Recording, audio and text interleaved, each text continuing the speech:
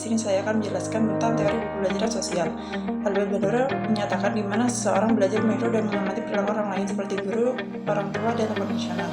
Adapun ciri-ciri pembelajaran sosial yaitu yang pertama observasi, pengamatan perilaku orang lain dan karakter anak-anak sebagai sumbernya, seperti dalam buku, film, dan televisi. Pemodelan seseorang yang diamati dan ditiru perilakunya. Ada 4 langkah dalam proses pemodelan, yaitu yang pertama perhatian, perhatikan memberi contoh perilaku yang diamati. Kemudian retensi, perilaku yang diamati dalam model harus diingat. Reproduksi, belajar harus mampu melakukan perilaku yang mereka amati. Motivasi sendiri adalah motivasi pelajar untuk mengembang perilaku yang sudah diamati.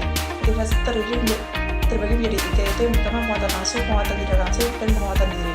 Kontribusi potensi terhadap peserta didik dalam sains yaitu melibatkan peserta didik dalam pengamatan lingkungan alam sejak usia dini. Yang kedua, meningkatkan minat terhadap sains dan menerapkan sains dalam kehidupan nyata. Bandura sendiri menegaskan pendidikan sains untuk anak-anak sering mengamati penyerapan perilaku yang ditunjukkan oleh orang dewasa, seperti keterampilan pemecahan masalah siswa yang melibatkan beberapa langkah. Yang pertama, pendidik harus menyusun langkah pemecahan masalah. Yang kedua, pendidik memodelkan perilaku menghadapi penyelesaian masalah. Yang ketiga, pendidik memanfaatkan penyelesaian masalah sebagai metode pembelajaran bagi siswa. Pendidikan sebagai model verbal dan model simbolik. Model verbal yaitu orang-orang yang menjelaskan dan menggambarkan perilaku yang diinginkan mereka, tidak menambah melakukannya. Kemudian model simbolik yaitu karakter yang menampilkan perilaku yang dapat diamati dan dimodelkan, seperti dalam buku teks, novel, film, dan kartun. Atribut yang diamati dari elemen terkenal yaitu yang pertama rasa ingin tahu, yang kedua gigihan, yang ketiga kemudian yang adil, yang keempat pengamatan. Adapun teori sosial konstruktivis yaitu peserta didik membangun pengetahuan ketika berinteraksi dengan orang lain, seperti teman sebaya dan guru di kelas. Teori pembelajaran sosial, peserta didik harus mampu mengenali stimulus yang relevan dan tepat agar termotivasi secara aktif serta menampilkan apa yang dipelajarinya.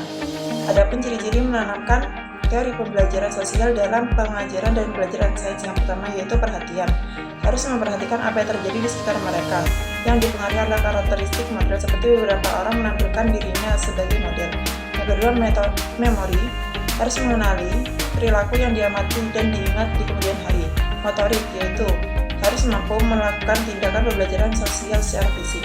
Motivasi tersendiri dibagi menjadi 2, yaitu faktor intrinsik dan ekstrinsik. Yang pertama itu dalam diri, minat peserta didik terhadap kegiatan yang dilaksanakan. Kemudian yang kedua dari luar, yaitu sejauh mana pemodel menarik perhatian peserta didik, pembuatan hipotensi.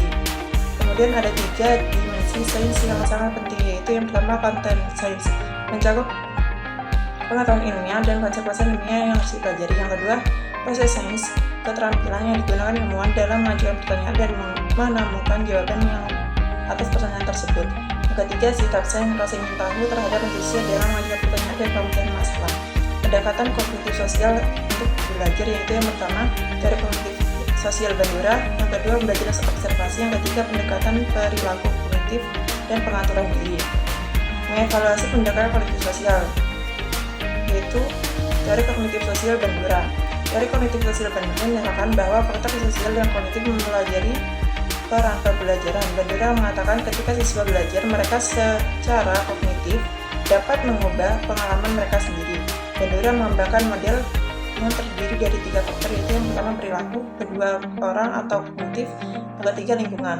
Kemudian di sini dijelaskan lingkungan memengaruhi perilaku, perilaku memengaruhi lingkungan, dan orang atau kognitif memengaruhi perilaku.